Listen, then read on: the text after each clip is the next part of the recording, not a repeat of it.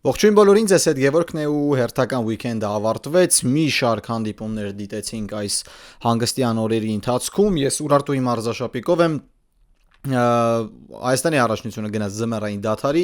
բոլոր հանդիպումները կայացան, չէ, մի հատ հանդիպում կա, ԲԿՄ-ՆՈԱ հետաձգված խաղը ու դրանից հետո արդեն պաշտոնապես Հայաստանի առաջնությունը կգնա զմերային դաթարի, կվերադառնա մարտի 1-ից, իսկ մինչ այդ արդեն կարող ենք հանգիստ հետևել եվրոպական ֆուտբոլին, top 5 առաջնություններին ու թե ինչ է կատարվում այնտեղ։ Այսօր մի շարք հանդիպումների մասին ես կցանկանամ խոսել, բայց եթե շատ մանրամասն խոսեմ այդ հանդիպումների մասին, տեսանյութը կլինի 2 եւ ավել ժամ, այնպես որ կփորձեմ ամփոփիչ բոլոր հանդիպումների վրայով անցնել, շատ չեմ ասում շատ երկար, ոչ էլ շատ կարճ, այսինքն յուրաքանչյուր խաղին փորձեմ տալ 6-ից 7 րոպե, որպեսզի հասցնենք իրականում նորմալ տևողության տեսանյութ ստանալ, որ մարդկանց էլ շատ չձանձրացնենք։ Քեզ միայն մնում է բաժանորդագրվես իմ YouTube-յան ալիքին, հետևես ինձ սոցիալական հարթակներում, Telegram-ում, Instagram-ում, Telegram-ում ենք գնալով աճում ենք նույն Instagram-ի մասին, այնպես որ սպասում եմ ձեզ նաև այնտեղ, մենք քննարկում ենք ֆուտբոլ ու շատ հետաքրքիր post-եր եմ ես անում, հատկապես Telegram-ում, ձեզ շատ դուր կգա ամսվա լավագույն թիմեր, վերլուծություններ, տարբեր վիկտորինաներ եւ այլն եւ այլն։ Բայց դե քննարկենք ֆուտբոլը, տեսանյութի տեսքով քննարկենք ֆուտբոլը, տեղի շատ բան ունեցավ։ Գնացինք։ Դե կարծում եմ սկսենք առաջին հանդիպումից, որը ես տենց ամբողջությամբ դիտեցի, շաբաթ օրվա խաղերը բաց էի թողել ու իրականում ես իմիջ էլ չէր կատարվում այնտեղ։ Միակ խաղը, որ ես կուզեի դիտել, դա Բարսելոնա Ալավես խաղն էր, որը ես կրկնություն է իհարկե դիտեցի ու այնտեղ Բարսան հաղթեց 3-1 քաշվով, բայց դրա մասին չէ հիմա հուսամ 3-1-ը հաղթել, որտեղ ես վերջին խաղը ասացի, որ Բարսան 4-2 է հաղթել Բիլբաո, այն պարզվեց 4-0 էր հաղթել ու ին վրա տենց Ֆայկը ու մնացածը խոսացին, որ որտեղ է խփել Ալավեսը 2 գոլ, խնդրում եմ ինձ ցույց ցույց տեսնեմ, գնացեք գրողի ծոցը։ Բարսան հաղթեց, բայց դրա մասին չէ, Կիրակի օրը իմ ընդհանուր հանդիպումները ես դիտեցի ամբողջությամբ ու սկսեցի Crystal Palace Manchester United խաղով։ Manchester United-ը հաղթեց Crystal Palace-ին 2-1 հաշվով ու ես այդ հանդիպումից մի քանի եզրակացություն կարող էի անել ու դրա մասին գրեցի իմ Telegram-յան ալիքում, մի քանի փաստ նշեմ, որ նախ կարելի է պաշտոնապես հայտնել, որ Crystal Palace-ը ամենաանհարմար մրցակիցն է Անգլիայի Պրեմիեր լիգայում բոլորի համար, նույնիսկ ավելի անհարմար է քան Bournemouth-ը կամ Aston Villa-ն, ինչու, որովհետև Crystal Palace-ը յուրաքանչյուր խաղում մեկ համակարգով է խաղում, բոլորի դեմ գիտի ինքը ինչ պետք է անի ու ոնց պետք է անի, ճիշտ է։ Ես կարծում եմ, որ պարտության հիմնական խնդիրը, այսինքն պատճառը, լավ, ոչ թե խնդիրը, դա հոգնածությունն էր, նրանք մի քանի օր առաջ այդ հանդիպումից, եթե չեմ սխալվում, 2 կամ ամենաշատը 3 օր առաջ արտագնա հանդիպում ունեին Ստրասբուրգի հետ, որտեղ պարտվեցին ու հետո արդեն եկան տնային հանդիպում Manchester United-ի դեմ ու առաջին խաղակեսը իրականում նրանք շատ տպավորեցին, խաղացին Crystal Palace-ի ոճով, ցածր բլոկով պաշտպանություն, շատ նեղ, թույլ չտալ ֆուտբոլիստներին գտնել ազատ տարածություն ու հնարավորինս արագ փոխվել հակագրողների, իրանք ունեին նման ֆուտբոլիստներ, հա, Երեմի Պինոն էր հարձակման գծում, Մատետան կար հարձակման գծում, Իսմայիլա Սարը եւս կար, այնպես որ արագաշարժ ֆուտբոլիստներ, որոնք կարող էին գտնել բացեր Manchester United-ի պաշտպանությունում ու այդպես էլ լինում էր, շատ անհասկանալի կերպով էին գործում United-ի կիսապաշտպանության ֆուտբոլիստները, հատկապես Բրունո Ֆերնանդեշն ու Կազեմիրոն միայն առաջին խաղակեսում, ինչու, որովհետև կարծում եմ շատերին ու երևի թե ոչ թե շատերին, այլ բոլորին հայտնի է, որ թիմի տեմպը Crystal Palace-ի մասին խոսքը, թիմի տեմպը կառավարում է Ադամ Ուորթոնը, ու եթե Ադամ Ուորթոնին տալիս ես մտածելու ժամանակ, ու տալիս ես ազատություն, տարածություն ստեղծագործելու, ապա նա կարողանում է իր թիմակիցների համար կատարել առավելագույն, այդպես էլ եղավ 11 մետրանոց վաստակեց Manchester United չէ, Crystal Palace-ը վաստակեց 11 մետրանոց, որն իրացրեց Մատետան, հա, այդ 11 մետրանոցի վերաբերյալ ես դեռ կխոսեմ, բայց Manchester United-ը իրականում տապալեց առաջին խաղակեսը ու որպես այդպեսին ոչ մի ագրեսիվություն, ոչ մի սուր դրվագներ չենք հիշի, մեկ անգամ, եթե չեմ սխալվում, Դին Հենդերսոնը մտավ խաղի մեջ փրկեց թիմին, բայց դրանից զատ ինչ որ մի հատ քննարկման արժանի պահ Manchester United-ը չունեցավ։ Ամեն ինչ տարավ նրան Crystal Palace-ի վստահ խաղը, վտանգավոր դրվագները, տպավորություններ, որ Liverpool-ի հանդիպման կրկնությունն էր, այն ակտիվությունը, որը ցույց էր տալիս Palace-ը, ամեն ինչ տարավ նրան, որ նշանակվեց 11 մետրանոց 100%-անոց քննարկման ենթակայել չէր, հա Յորոն ընկնում էր, բայց ընկնելու ընթացքում հարվածում է նաև Մատետային ու դա որպես այդպեսին խաղի կանոնների խախտում էր։ Շատ հետաքրքիր իրադարձություն եղավ այդ 11 մետրանոց հարվածի ժամանակ։ Ժան-Ֆիլիպ Մատետան դարձավ գոլի հեղինակ ու պետք է որ ամեն ինչ նորմալ լիներ, բայց վար համակարգը գործի անցավ ու նկատեց, որ Ժան-Ֆիլիպ Մատետան հարվածի ընթացքում 2 անգամ է հպվել գնդակին, այսինքն հարվածել է գնդակը, դիպչել է հենման ոտքին, նոր հայտնվել է դարպասում։ Ու ես դրանից հետո մի փոքր սենց ցայտնոտի մեջ ընկա, ինչու, որովհետև ես հիշեցի միանգամից, թե ինչ էր տեղի ունեցել 2025 թվականին, հա, Չեմպիոնների լիգայի play-off, Ատլետիկո Մադրիդի Ռեալ, որտեղ Խուլիան Ալվարեսը նույն կերպ իրացրեց 11 մետրանոցը, գնդակը հայտնվեց դարպասում, բայց գոլը չեղարկեցին այդ օրենքի խախտման պատճառով։ Ու դրանից հետո, երբ որ Ժան-Ֆիլիպ Մատետային տվեցին նորից իրացնելու հարվածը, ես մի փոքր զարմացա, որովհետև այդ պահին չգիտեի, թե ինչպիսի կանոնակարգ կա տվյալ հարցի շուրջ, եւ հետո, երբ տղերքի հետ խոսացի, իրանք ինձ ասացին, որ օրենքը փոխվել է, ես հետո մտափորփրեցի, որ այո, եթե խաղի ընթացքում, այսպիսի իրավիճակ է, եթե խաղի ընթացքում 11 մետրանոց է իրացնում ֆուտբոլիստը ու այդպես գրավում է դարպասը, վարը դա նկատում է ու ստիպում է կրկնել հարվածը։ Իսկ եթե ֆուտբոլիստը հարվածում է նույն կերպ, բայց դարպասապահ ետ է մղում կամ գնդակը դուրս է գալիս դաշտի սահմաններից, գոլ չի լինում, հարվածի կրկնություն տեղի չի ունենում։ Դա իհարկե իրականում ճիշտ որոշում է խաղի ընթացքում կայացման, բայց ես չկարողացա գտնել, թե այդ խաղի 11 մետրանոցների ժամանակ ինչ է լինելու։ Կարծում եմ Խուլիան Ալվարեսի հարվածից հետո կայացրած որոշումն է մնացել, որ եթե այդպես է, ապա խփած գնդակը չեղարկվում է ու որպես այդպեսին 11 մետրանոցը չի հաշվվում։ Շատ հետաքրքիր իրավիճակ էր, բայց Մատետան եկավ, շատ հանգիստ կարողացավ երկրորդ փորձից գրավել դարպասը եւ առաջ մղել Crystal Palace-ին, ու մինչեւ առաջին խաղակեսի ավարտ իրականում Crystal Palace-ը պետք է խաղը այնտեղ 2-3 պահ ունեցավ, ամենաակնառուն երևի թե Էդի Նիկետիայի պահն էր, որտեղ կրկին Manchester United-ը տապալվեց հարցակման գծում, այնտեղ շարժումը այնքան քիչ էր ընկերներ հարցակման գծում։ Զիրգզեն կտրված էր խաղից, Բրայան Բեմոյին ամեն անգամ գնդակ փոխանցելիս միանգամից 2 ֆուտբոլիստ հայտնվում էին նրա դիմաց, Ամադ Դիալոն ակտիվ չէր եւ այլն եւ այլն։ Մի խոսքով հարցակման գիծը բավականին վատն էր ու դրա հաշվին աշխատում էր հենց Crystal Palace-ը, խփած գնդակից հետո միանգամից 2-3 փոխանցումով սրընթաց հակագրողներ ու Էդի Նիկետիան կարող էր երկրորդ գնդակը հեղինակել, բայց շատ ուշացրեց, ընդհանրապես Էդի Նիկետիան խայտարակ հանդիպում անցկացրեց, շատ վատ, երկրորդ խաղակեսում նախ չերևաց ընդհանրապես, առաջինում էլ մսխեց իր պահերը։ Ու դրա համար Գովեստի խոսքեր Լյուկ Շոին հենց այդ դրվագում, որը մինչև վերջ պայքարեց ու կարողացավ հեռացնել գնդակը դաշտի սահմաններից։ Ինչը ես գրեցի Telegram-յան իմ ալիքում խաղի ավարտից հետո, ու ես դա հիմա եւս կփաստեմ, դա Ռուբեն Ամորիմի շատ խելացի քայլերն էին, որ նա կատարեց։ Նա փաստացի 3 փոփոխություն կատարեց, հիմնվելով թե ինչպես կկարողանա խաղալ Crystal Palace-ը։ Ինչու ես նշեցի տեսանյութի սկզբում այս թեմայի մասին խոսելիս, որ Crystal Palace-ը խաղացել է 3 օր առաջ Ստրասբուրգի դեմ ու Crystal Palace-ի մոտ հնարավոր էր նկատվել հոգնածություն։ Երկրորդ խաղակեսը ամբողջությամբ իմ մտքի պատկերավորումն էր ու դրա մասին իհարկե նաև խոսեց Օլիվեր Գլասները, երբ խաղից հետո ասուլիսի ժամանակ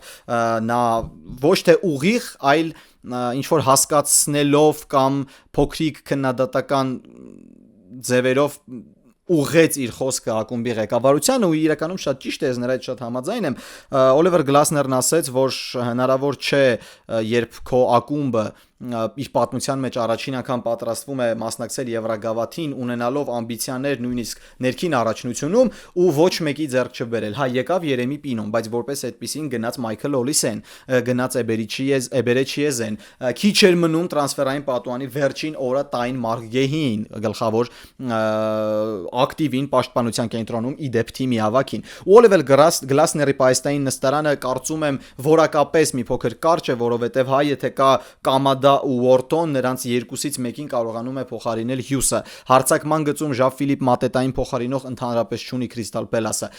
Սարը ստացավ վնասվածք, հարցակուման ակտիվությունը միանգամից ընկավ, այնպես որ Պլյուս այդ ամեն ինչին գալիս է հոգնածությունը, պլյուս դրան գալիս է Ռուբեն Ամորիմի ճիշտ քայլերը, նա ուղղակի բարձրացրեց թիմին, ստիպեց, որպեսզի պրեսինգի ժամանակ ավելի ագրեսիվ լինեն, իսկ Բրայան Բեմոյին տվեց կեսապաշտպանության ու պաշտպանության արանքում ամբողջությամբ ազատություն, եւ դրանից էլ Ամադ Դիալոն բարձրացավ վերև, այնտեղ Յորոն էր մի փոքր վատ հանդես գալի, դրա համար 55-րդ րոպեից Յորոյի փոխարեն դաշ դուրս եկավ Մազրաուին ավելի թարմ, ավելի արագաշարժ, մի խոսքով Ռուբեն Ամորիմը շատ ճիշտ փոփոխությունների գնաց, շատ ճիշտ մարտավարական փոփոխություններ կատարեց խաղադաշտում ու դրա հաշվին Մանչեսթեր Յունայթեդը հաղթեց։ Այո, երկու գոլերն էլ եկան ստանդարտից, առաջինը ընդհանրապես շատ զարմանալի էր, ինչպես Դին Հենդերսոնը բաց թողեց այդ գոլը ու իրականում ոչ մեկ երևի չէր սպասում, որ Զիրկզեն այդտեղից կարվածի, բայց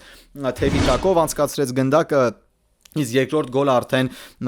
չեմ ուզում այդքան մեղավորությունը նետել դարպասապայի կողմ, չնայած ինքն է ուներ մեղավորության իր չափաբաժինը, բայց պաշտպանությունը պատը, որը կազմել էր Դին Հենդերսոնը, որը հենց ուղակի անեացավ խաղադաշտում, տպավորություն էր, որ ֆուտբոլիստները մոռացել էին, որ իրանք պատի մեջ պետք է կպված կանգնեն, բացվեցին ծաղկի պես ու Մեյսոն Მაունթը հիասքանչ հարվածով գրավեց դարպասը, կարծում եմ այդ խաղում լավագույնը հենց Մեյսոն Მაունթն էր, որը երևի թե վերջին 1 տարվա ընթացքում իր լավագույն հանդիպումը անցկացրեց ու իրականում տպավորեց Մանչեսթեր Յունայթեդին պետք է ասել բրավո, նրանք կարողացան հաղթել մի խաղում, որտեղ ի սկզբանե խաղաքարտերը իրենց համար լավ չէին դասավորվել, բայց գլխավոր մարշի ու ֆուտբոլիստների բնավորության ճիշտ քայլերի շնորհիվ Մանչեսթեր Յունայթեդը կարողացավ հաղթել, իսկ Քրիստալ Փելասի համար ուղղակի կարող ենք ցավալ, սառը վնասվածք, մինչև Աֆրիկայի գավաթ այլևս ակումբային ֆուտբոլում հանդես չի գա, արդեն կտեսնենք ուրեմն նրան հունվարից հետո, իսկ Օլիվեր Գլասները խոսքեր այդ ամբողջությամբ համամիտ եմ, ակումբի ղեկավարությունը չպետք է խնայեր, այդ պետք է ծախսեր, որպեսզի թիմը շարունակի խաղալ նույն ցանկությամբ, նույն ամբիցիաներով։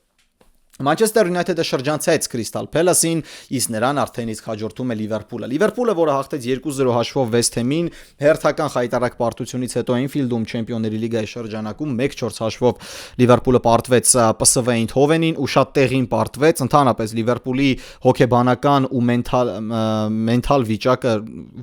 գետնին է, ոչ մի կերպ չի կարողանում բարձրանալ ու կա շատ հետաքրքիր վիճակագրություն, որ Լիվերպուլը այն խաղերում այս մրցաշրջանում, որում առաջինն է գոլ խփել, այդ խաղերում հաղթել է, որտեղ առաջինն է գոլ բաց թողել, պարտվել է այդ հանդիպումներում։ Ու Լիվերպուլը միակն է Անգլիայի Պրեմիեր լիգայում, որ դեռևս ոչ ոքի չունի։ Նրանք կամ հաղթում են, կամ պարտվում են։ Դա իհարկե մենթալի, sense հոգեբանական շատ բարձր մակարդակի վրա գտնվող ֆուտբոլիստների մասին է խոսքը։ Լիվերպուլը հաղթեց 2-0 հաշվով Վեսթ Հեմին ու ընդհանրապես երևի թե սա իրենց ամենապրագմատիկ ու ամենահուսալի հանդիպումներից մեկն էր, որ անցկացրեցին այս մրցաշրջանում։ Լիվերպուլը ավելի ճիշտ Արնե Սլոտը գնաց շատ ռիսկային քայլի, նախ ինքը մի քանի փոփոխություն կատարեց, վերադարձավ մեկնարկային կազմ Ֆլորիան Վիրցը, մեկնարկային րոպեներից դուրս եկավ խաղադաշտ Ալեքսանդր Իսակը, եզրային պաշտպանի դիրքում Ջո Գոմեսն էր այս անգամ, Իբրահիմա Կոնատեն էր խաղում ու ես արդեն ամեն անգամ երբ գնդակը Կոնատեի մոտ էր, ես խայտարակ լարվում էի, բայց ամենակարևորն այն է, որ մեկնարկային կազմից դուրս էր մնացել Մոհամեդ Սալահը։ Արդյոք դա ինչ-որ շոկ էր ինձ համար, ոչ, որովհետև Սալահը այս մրցաշրջանում շատ վաղուց է ցույց տվել, որ ինքը պետք է առնվազն 1 կամ 2 հանդիպում դուրս մնա մեկնարկային կազմից, որպեսզի հասկանա, որ եթե դու վատն ես, ուրեմն դու չպետք է խաղաս, ես ամբողջությամբ կողմ եմ Արնե Սլոտի կայացրած որոշմանը ու կարծում եմ, որ Սալահը իրոք արժանի էր պայստայինների նստարանին սկսել հանդիպումը։ Արնե Սլոտը շատ հետաքրքիր կերպ էր հարցակման քարյակը կազմել, Վիրցը 10 համարի դիրքում, ձախից Գակպո, աչից Սոբոսլայ, ինչու Սոբոսլայ, որովհետև Դոմինիկ Սոբոսլայ երևի թե խաղադաշտում ամենամեծ ծավալ տվողն է Լիվերպուլի կազմում, ու եթե խաղադաշտում Սալահն է լինում, Աչիեզերը դառնում է շատ խոցելի մրցակիցների համար, իսկ երբ կա արդեն Սոբոսլայը համ հարցակման մասին չէր մոռանում, հետո իջնում էր օգնում էր Ջո Գոմեսին, Ջո Գոմեսը իրականում շատ լավ հանդիպում անցկացրեց, գոլային փոխանցում կատարեց ու ներգրաված էր առաջին գոլի մեկնարկին, բայց այսպես ասեմ Լիվերպուլը չխաղաց այն ֆուտբոլը, որը Լիվերպուլի մակարդակի է, բայց հավատացեք, այս պայի դրությամբ Լիվերպուլը գտնվում է այնպիսի իրավիճակում, որ նրան ուղղակի պետք է հաղթել, վերադարձնել վստահությունը, վերադարձնել այդ շարժարիթը կրկին ուզելու ու երևի թե այս հանդիպումը ինչ որ չափով Սլոտի մոտ ստացվեց դա վերադարձնել։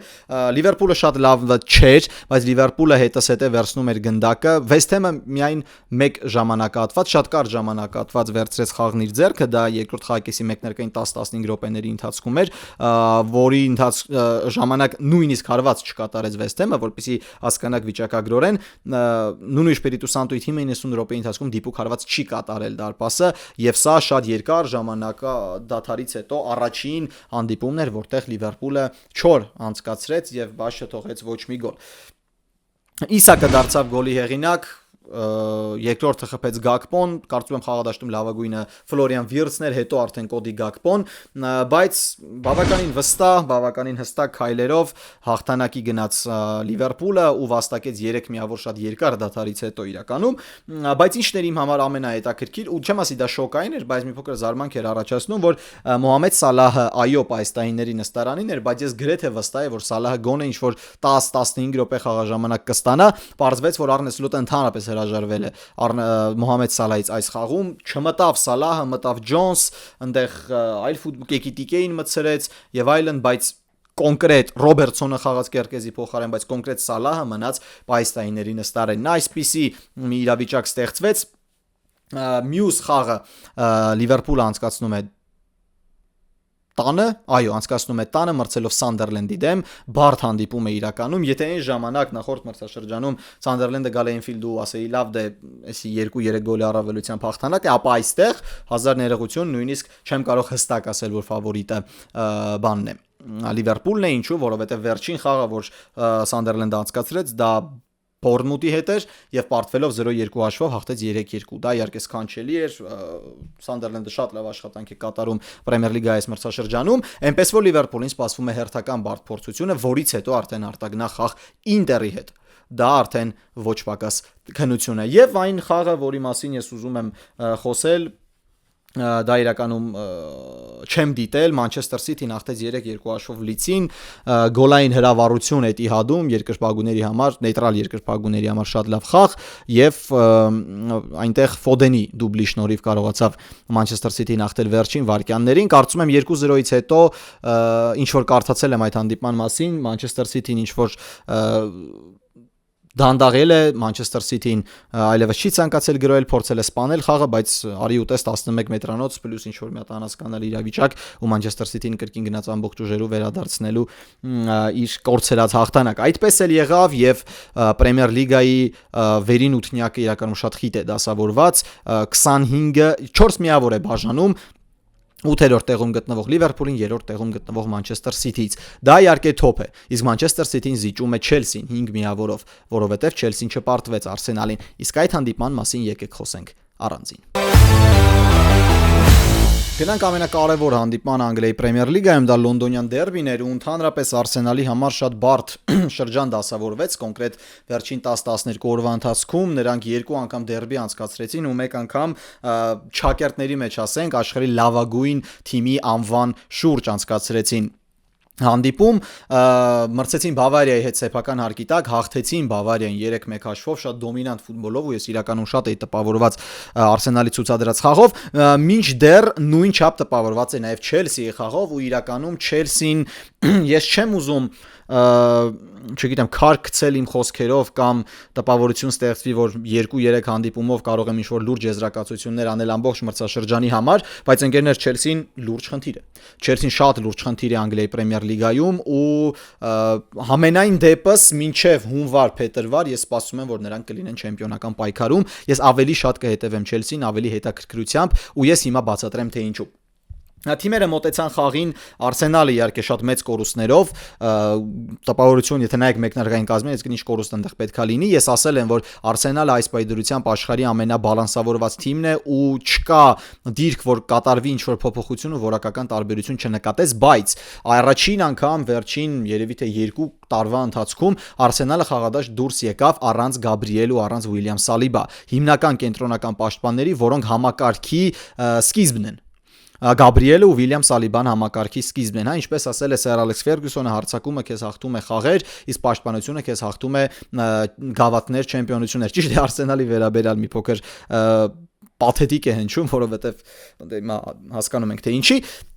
Բայց Արսենալի պաշտպանությունը ամենակարևոր կետն է, մեծագույն կորիզն է այն հաջողության, որը հիմա ունի Միկել Արտետան, ու նա դուրս եկավ ամբողջությամբ նոր պաշտպանողական զույգով, դա Պիերո Ինկապիեն էր ու Մոսկերան էր։ Աչից Տիմբեր, ձախից Ռիկարդո Կալաֆյորի գաբարիտներով պաշտպաններ, որոնք պետք է փորձեն խաղալ արագաշարժ ֆուտբոլիստների դեմ։ Դիմացի հատվածում Չելսիում հարձակման կրակակետում տեղի ունեցան որոշ փոփոխություններ։ Ժաու Պեդրոն վերադարձավ մեկնարկային կազմ, Պեդրոն հետուն գնաց Եզեր, իսկ մյուս կողմից սկսում էր Էստևաուն էր խաղում, որը հիասքանչ գործեց Բարսելոնայի դեմ, ու առաջին խաղակեսը, եթե դու դիտում ես, ընդհանուր առմամբ շատ հետաքրքիր կարծիքներ ես կազմում թե Արսենալի ու թե բանի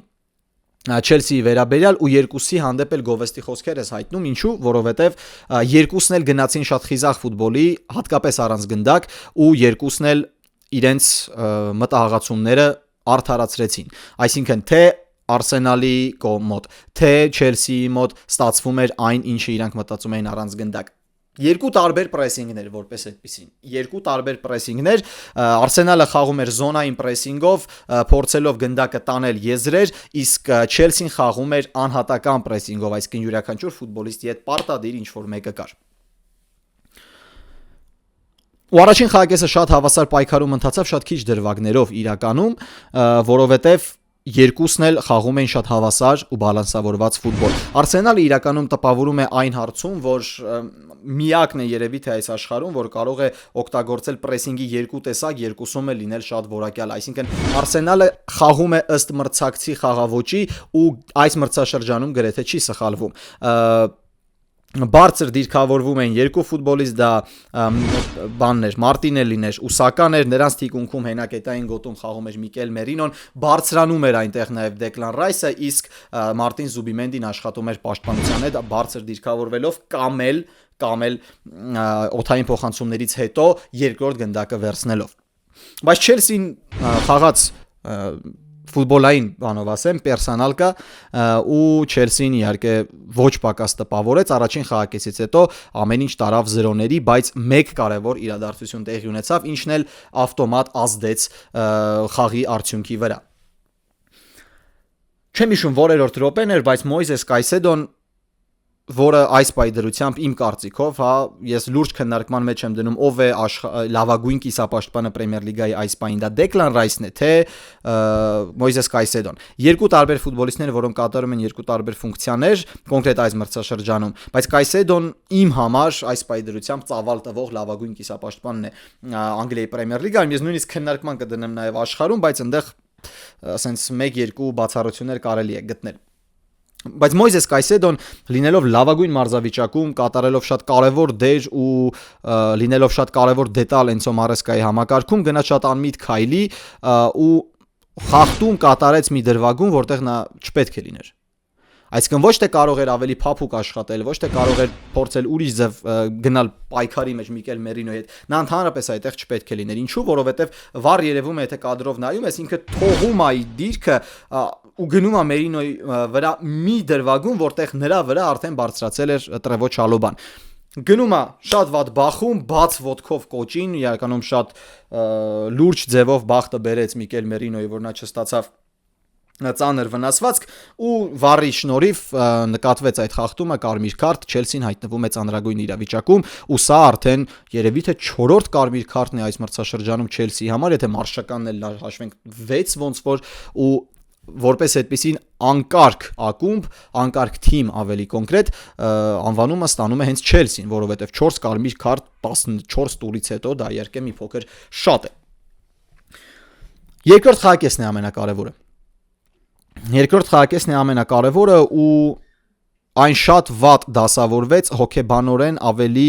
վստահ տեսք ունեցող, որ պետք է ունենան ավելի վստահ տեսք Արսենալի համար, որովհետև երկրորդ խաղակեսի հենց մեկնարկում Արսենալի ամենաուժեղ զենքը օգտագործեց Չելսին, անկյունայինից դառնալով գոլի եղինակ։ Ամբողջությամբ արժանի էր Չելսին այդ գոլին, ընդհանուր ես ասում եմ, որ առաջին խաղակեսը հավասարաչափ բաշխված էր, բայց երկուսն էլ գոլի արժանի էին ու առաջինը ստրայք արեց Չելսին։ Դրանից հետո ինչ տեղի ունեցավ։ Չելսին նահանջեց ու սկսեց խաղալ այն ֆուտբոլը, որը խաղում է յուրաքանչյուր թիմ, դասավորվածությունը, որը կատարում է յուրաքանչյուր թիմ, որը մեկ ֆուտբոլիստով պակաս է։ Չելսին սկսեց խաղալ 4-4-1, շատ նեղ բլոկով, փորձելով կենտրոնում ոչինչ չտալ, բոլորին սպանել, հենակետային գոտի իջեցրեց Էնցո Ֆերնանդեսին ու այնտեղ նա ու Ռիչ Ջեյմսը շատ լավ խաղացին, իրականում Ռիչ Ջեյմսը խաղի լավագույն ֆուտբոլիստն է ու ես տղերքի հետ շատ ումել խոսալուց նշեցի, որ եթե չլինեին Ռիչ Ջեյմսի վնասվածքներ, այսինքն վնասվածքների զոհ չլիներ Ռիչ Ջեյմսը, ապա մեծ հավանականությամբ նա շատ ավելի լուրջ մակարդակի վրա կլիներ, քան Տրենտ Ալեքսանդր-Արնոլդը։ Ալեքսանդր-Արնոլդին յուրահատուկ են դարձնում նրա փոխանցումները, այո, Դեյվիդ Բեքհեմ, Սթիվեն Ջերարդ, այդ ֆուտբոլիստների միքսն է Տրենտ Ալեքսանդր-Արնոլդի մոտ ու նրա տեսողությունը խաղադաշտում, թե ինչպես են նկատում արագացում ու կատարող ֆուտբոլիստներին ու ազատ տարածությունները, նրան դարձնում են յուրահատուկ, բայց երբ որ Ռիչ Ջեյմսը լինում է մարզավիճակում ու Ռիչ Ջեյմսը ունենում է լավ տրամադրություն ֆուտբոլ խաղալու, ապա Տրենտ Ալեքսանդր-Արնոլդը հազար ներողություն, բայց նույնիսկ նրա կողքը չի կանգնում։ Եվ ոչ թե դա ասում եմ, որ ինքը Լիվերպուլի ֆուտբոլիստ չէ, այլևս ես Լիվերպուլի տարիներին եւս դա ասել եմ։ Չեմպիոնների լիգան, որ հաղթեց Չելսին Թոմաս Տուխելի օրոք, Ռիչ Ջեյմսը 2 գլուխ ավելի բարձր ֆուտբոլիստ էր, քան Տրենտ Ալեքսանդր-Արնոլդը։ Ուղղակի վնասվածքները նրան անընդհատ խանգարում են։ Ու այս խաղում Էնցո Մարեսկան նրան փորձեց հենակետային գոտում, խաղաց անատական պրեսինգով ու Ռիչ Ջեյմսը իրականում շատ տպավորեց։ 10 հոգու դեպքում Միկել Արտետան ամբողջությամբ հասկացավ, որ պետք է վերցնի գնդակը, նա կատարեց փոփոխություններ, դուրս բերեց խաղադաշտից Մարտին Զուբիմենդիին, հանեց Էզեին, մտավ Մարտին Էդեգորը, որ կոնտրոլ անի կենտրոնը, փնտրի ազատ տարածություններ, հրաժարվեց հանել Բուկայո Սակային։ Շատերը ինձ խաղից հետո գրեցին Տելեգրամյանի մալիքում, որ այ դու նայ ասեցիր, որ Մարկո Կորեան գրպանը գցեց Լամին Յամալին, բայց ինչի նույն բանը չես կարողանում ասել Բուկայո Սակայի վերաբերյալ։ Ես հիմա կհասնեմ դրան։ Ի տարբերություն Լամին Յամալի Բուկայո Սական ստեղծում էր պահեր։ Բուկայո Սական ինքն իր համար ստեղծում էր պահեր, նա կոմբինացիաներով կարողանում էր գտնել տարածություններ, դրիբլինգի, հարվածի պահ նաև ունեցավ Բուկայո Սական, ճիշտ է շեղ ընթացավ եւ այլն։ Այն որ Մարկո Կորեան կրկին թոփ հանդիպում անցկացրեց, դա փաստ է։ Դա ցույց տվեցին թվերը, դա ցույց տվեցին նրա ցանկությունը, նրա խաղային ոճը եւ այլն, բայց ի տարբերություն Բուկայո Սակայի, Կուկուրեան կարողացավ ամբողջությամբ փակել Յամալին, իսկ Սակայի դեպքում չհաջողվեց։ Ինչու՞, որովհետեւ հենց Բուկայո Սական կատարեց այն գոլային փոխանցումը, որից հետո Միկել Մերինոն հավասարացրեց հանդիպման հաշիվը։ Այդտեղ իհարկե շատ չես մեղադրի պաշտպանությանը, որովհետև հասկանում ես մեկ հոգի պակաս, Կայսեդոյի բացակայությունը տվյալ իրավիճակում շատ ազդեց, կենտրոնական պաշտպանները համաձայնեցված չէին, բավականին լայն էին դիրքավորվել, Մերինոն խփեց պատասխան գնդակը, բայց ինչն է հետաքրքիր ու երբ որ ես գրեցի, եթե տեսանյութի սկզբում տեսնում եք, Մարեսկան հաղթեց Արտետային։ Միկել Արտետան հասկանում էր, որ ինքը ունի առավելություն։ Միկել Արտետան անընդհատ կատարում էր փոփոխություններ ու այն փոփոխությունը, որը կատարեց Միկել Արտետան դաշտից դուրս բերելով Կալաֆիորին, այո, դաշտից դուրս բերելով Կալաֆիորին, նրա փոխարեն խաղադաշտ դուրս եկավ Լյուիս Քելին։ Լյուիս Քելին ու Կալաֆիորին շատ տարբեր ֆուտբոլիստներ են, Կալաֆիորին ավելի ընդհանուր լավն է։ Նա կարողանում է համ լայնություն ապահովել, համ կենտրոն տեղաշարժվել եւ այլն, բայց Լյուիս Քելին ավելի ճարպիկ է ու գնդակով շատ ավելի լավն է, երբ ինքը փնտրում է կիսաեզրերում գնդակ։ Ու ինչն է ամենահետաքրքիրը, ինչպես պատասխանեց Էնցո Մարեսկան այս ամենին։ Նա նախ հանեց Էստևայոն խաղադաշտից, նրա փոխարեն մտցրեց Ալեխանդրո Գառնաչո, իսկ Պեդրո Նետոին պահեց ամբողջ հանդիպման ընթացքում, հատկապես երբ խաղադաշտ դուրս եկավ Լյուիս Քելին։ Ու ինչու եմ ես գրել, որ Մարեսկան հաղթեց Արտետային, այն առումով եմ ես դա գրել, որ Մարեսկան գնաց ռիսկի, շատ լուրջ ռիսկի, բայց այդ ռիսկը ամբողջությամբ արդարացվեց։ Ինչի մասին եմ ես խոսում։ Նայեք այս լուսանկարը։ Արսենալը իրացնում է անկյունային հարված։ Չելսին 10 ֆուտբոլիստով է։ Չելսին պաշտպանվում է Արսենալի դեմ 1-1-ի ու ոչ ավել։ Այսինքն Տուգանային հրապարակում կա քանի ֆուտբոլիստ Արսենալից, նույն քանակի ֆուտբոլիստ կա Չելսից։ Իսկ Պեդրո Նետոն, Գառնաչոն եւ արդեն խաղադաշտ դուրս եկած Լիան Դելապը գրեթե խաղադաշտի կենտրոնում էին։ Դա նրա համար էր, որ նույնիսկ 10 հոգով, նույնիսկ իմանալով, որ դու շատ լուրջ մրցակցի դեմ ես խաղում, իմանալով, որ դու կարող ես սեփական արկի տակ պարտվես, դու գնում ես ռիսկի հաղթանակի հասնելու համար։ Ու ինքը պահելով Պեդրո Նետոին խաղադաշտում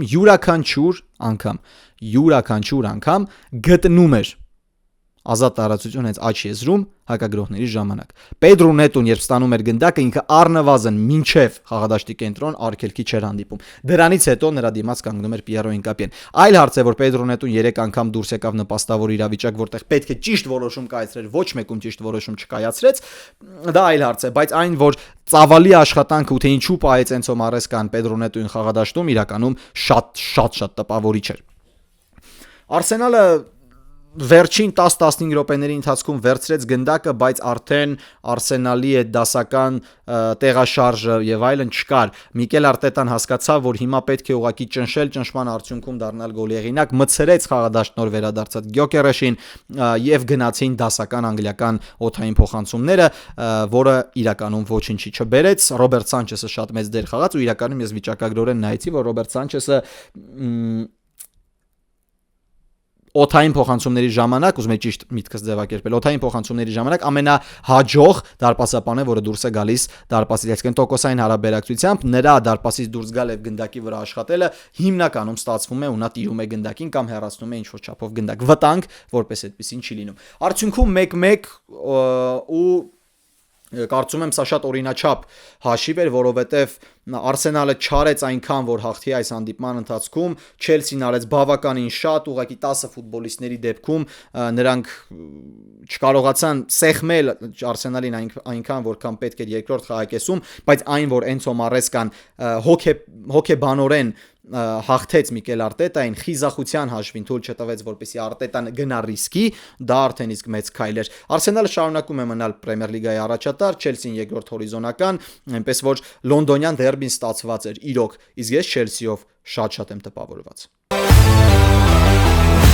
Դե իսկ վերջում ընկերներ, եկեք խոսենք Իսպանիայի առաջնությունից, Բարսելոնա եւ Մադրիդի Ռեալ իհարկե։ Ես իրականում շատ բան չեմ ուզում խոսել, որովհետեւ հեսա Midweek Բարսելոնան խաղալու է Ատլետիկոյի հետ, իսկ Մադրիդի Ռեալը հյուրընկալվելու է Բիլբաոյի Ատլետիկին, այնպես որ հիմնական այդ հետաքրքիր բաները կթողեմ այդ խաղից հետո, որպեսզի հասկանամ թե ինչ է կատարվում։ Բարսելոնան հաղթեց 3-1 հաշվով, հաղթեց Ալավեսին ու երբ որ 55-րդ վայրկյանին Ալավեսը բացեց հանդիպման հաշիվը, շատերի մոտ ինչ որ շոկային իրավիճակ էր, բայց ես հանգիստ եի ու վստահ եմ, որ Բարսելոնան հաղթում է, նայել եմ մոտ 70-75 րոպե, վերջին 20 րոպեները, 15 րոպեները չեմ դիտել հանդիպման գործից պատճառով, բայց Բարսելոնան իրականում այդքան էլ վատ տեսք չուներ, այո, խնդիրներ կան, ով էր կենտրոնական պաշտպան Բեռնալն էր, հա, ոնց որ կենտրոնական պաշտպան, թե ինչ-որ բան խառնում են, բայց կրկին խնդիրները պաշտպանությունում են, բալանսի խնդիրը դեռևս կա, բայց Ռաֆինյան վերադարձավ խաղադաշտ ու ինչ որ մի տեսակ, երբ որ Ռաֆինյան վերադարձավ խաղադաշտ, Բարսելոնայի արձակման գիծը շատ ավելի սուր ու ավելի խելամիտ դարձավ։ Ինչի հետ է դա կապված, չգիտեմ, գուցե Ֆերրան Տորեսն էր խաղում միջև Ռաֆինյան, երևի դրանից է։ Չես կարող ասես, բայց Ռաֆինյան վերադարձավ խաղադաշտ, աչքի ընկավ գոլային փոխանցմամբ, Յամալին կատարեց գոլային փոխանցումը, Յամալը Կամպնոյում գոլ խփեց, մի խոսքով ուրախություն, խինդ ու ծիծաղ Կամպնոյում, Բարսելոնան հաղթեց արժանիորեն, ես կարծում եմ, որովհետև որակապես ու պահերով առնվազն չզիջեց Ալավեսին ու շատ ավելի լավ արեց ամեն ինչ, Ալավեսն էլ էր գրոհում, վտանգավոր էր, բայց որակական հաշվին Ալավեսը ավելին մեկ գոլից բացի չկարողացավ անել։ Վերադարձել է նաև Պեդրին, բայց ամբողջական հանդիպում անցկացնելը դեռևս բարդ է իր համար, իսկ վերջում մի հատ դրվագ կար, որ Հանսի Ֆլիկը տխուր նստած է, Ռաֆինյան մոտեցել խոսել է, բայց շատերի մոտ ինչ-որ իրավիճակ էր, որ ինչպես Արաուխոն, այնպես էլ Ֆլիկի մոտ ինչ-որ հոգեբանական խնդիրներ են, ասուլիսի ժամանակ Ֆլիկը ասեց, որ ոչ, ուղղակի ինքը ջղայնացած էր, ոչ թե նեղված, այլ ջղայնացած էր, որովհետև թիմը կորցնում էր շատ գնդակներ, երկրորդ գնդակի համար պայքարում հիմնականում պարտվում էր ու ինքը ճիշտ է, ինչ որ մի հատ կայծի պակաս կա անցած տարվա Բարսելոնայից ու այս տարվա Բարսելոնայի մեջ, չեմ հասկանում, թե ինչպես կարող է գլխավոր մարզիչը դա վերականգնել, ինչպես վերադարձնել այդ կայծը ֆուտբոլիստների մոտ, դա իհարկե գլխավոր մարզչի խնդիրն է, ես ոչինչ չեմ ասում, բայց դա իրականում շատ դժվար է իրականում դա վերադարձնել մի թիմի, որտեղ բոլորը նախորդ մրցաշրջանում ուղղակի կենթանի էին ու ուզում էին ոչնչացնել բոլորին։ Բարսան հաղթեց 3-1 հաշվով ու հաջորդ օրը շատ ավելի ուրախ քնեց, որովհետև Մադրիդի Ռեալը երրորդ հանդիպումն անոթ մեջ Իսպանիայի առաջնությունում չի կարողանում հաղթել։ Այս անգամ մրցեցին Ժիրոնայի հետ 1-1 ու իրականում գնալով ես քիչ եմ հավատում Խաբի Ալոնսոին, այո, ես շարունակում եմ ինչ որտեղ քննադատել ֆուտբոլիստներին, որովհետև հարձակման գծում ինչ որ աղետ է բանի մոտ, Մադրիդի Ռեալի մոտ, տեղաշարժեր չի նկատվում, բոլորը կանգնած սպասում են, թե ով ինչպես պետք է ստանա գնդակը, այո, այնտեղ մակարդակը ու տեխնիկան այնքան շատ է հարձակման գծում, որ կարելի է յուրաքանչյուր հպումից հետո սպասել Վինիսիուսի կողմից, Մբապեի կողմից, որ իրանք կշրջանցեն 2-3 ֆուտբոլիստի, բայց ամեն անգամ չէ, որ դա կարող է ստացվել, ու հարձակման գծում տեղաշարժը բավականին վատն էր, ես շարունակում եմ պնդել, որ մեկնարկային կազմում չպետք է լինեն միառժամանակ Ջուդ Բելինգեմը եւ Արդա Գյուլերը, որովհետեւ իրանք իրար չեն հասկանում, իրանք իրար չեն լրացնում, Բելինգեմը իրականում շատ ավելի լավն է, քան Գյուլերը, ուղղակի ինչպես յուրաքանչյուր թիմում, այդպես էլ Մադրիդի Ռեալում Խաբի Ալոնսոն գլխավոր մարզիչը ունի իր սիրելի ֆուտբոլիստների ցանկ, որտեղ ոնց հասկանում եմ առաջին հորիզոնականում դա Արդա Գյուլերն է, երկրորդն Ֆրան Գարսիան, բայց Մադրիդի Ռեալը շարունակում է անգույն տեսք ունենալ, պրեսինգը չի աշխատում Ռեալի մոտ, Ժիրոնան շատ հեշտ էր դուրս գալիս յուրաքանչյուր պրեսինգից, իրանք խտացնում են կենտրոնը, Չուամենին խաղում էր շատ բարձր Ունահիի հետ, բայց ամեն անգամ երկար փոխանցումով, երբ հաղթում էր ու հիմնականում իրականում հաղթում էր Ժիրոնան կամ եզրելով դուրս էին գալիս բիլդափով, Չուամենի տեղը ոչ մեկ չէր կարողանում փակել ու շարունակում էին կենտրոնում խնդիրները ու հենց հենակետային գոտու խնդրից էլ եկավ Ժիրոնայի գոլը, երկրորդ խաղակեսը ինչ որ բան չտվեց, ընդհանրապես ինչ որ բան չտվեց Մադրիդի Ռեալին, որ նայում ես երկրորդ խաղակեսում երկու պահ գլխի հարվածով աչքի ընկավ Էդեր Միլիտաոն ու 11 մետրանոցը, որը իրացրեց Կիլիան Մբապեն, դա 100%-անոց 11 մետրանոց էր, հիմա թող ոչ մեկ ինչ որ բան չասի, խախտեց խաղի կանոնները Վինիսիուսի դեմ, Վինիսիուսն գնում էր խախտման ու շատ խելացի կերպով կարողացավ վաստակել 11 մետրանոցը, բայց հասկանում եք, որ ախր այն չի, Մադրիդի Ռեալը այն չի, ու սա այն դեպքերից է, որ դու կարող ես նայել ու ասել, հա, գլխավոր մարզիչը չի հասցնում, գլխավոր մարզիչը չի կարողանում ամեն ինչ վերահսկողության տակ պահել ու Խաբի Ալոնսոն կարծես թե գնալով մոտենում է հեռացման, դա ես իհարկե չեմ ուզում, ես կարծում եմ, որ ես հույս ունեմ, որ այդ ամենը ուղղակի ասեկոսեներ են ու Ֆլորենտինո Պերեսը նման արագ քայլի ու լուրջ քայլի չի գնա, նույնիսկ ձմեռը չի եկել, հա, իսկ տրանսֆերային պատուհանը չի բացվել, բայց եթե հունվարին Խաբի Ալոնսոին հեռացրեցին, դա իհարկե աղետ է լինելու նրա մարզչի ռեպուտացիայի համար, որովհետև առաջին մեծ ակումբը ու դու միանգամից տապալում ես ամեն ինչ, դա իհարկե շատ ցավոտ կլինի իրականում, բայց ունենք այնինչ ունենք։ Մադրիդի Ռեալը լավ չի, զիջում է տեղը Բարսելոնային առաջին հորիզոնականում, իսկ առջևում ունի շատ բարդ արտագնահանդիպում, որտեղ նման կերպով խաղալու դեպքում բացառություն չի, որ կրկին կպատժվի։ Սպասենք Բարսա, Ատլետիկո, ինչպես նաև Բիլբաո Ռեալ Մադրիդ խաղերին, որից հետո արդեն ամբողջությամբ կխոսենք այդ երկու թիմերից ավելի մանրամասն, քան Պրեմիեր լիգայում։ Իսկ այսօրվա համար այսքանը, շնորհակալություն տեսանյութը դիտելու համար, բաժանորդագրվեք իմ YouTube-յան ալիքին, հետևեք ինձ Telegram-յան ալիքում եւ Instagram-ում, իսկ մենք կհանդիպենք արդեն Midweek-ից հետո, երևի ուրբաթ օրը տեսանյութ կնկարանեմ։ Ձեզ հետ Գևորգ Մալաքյանն էր, հաջողություն։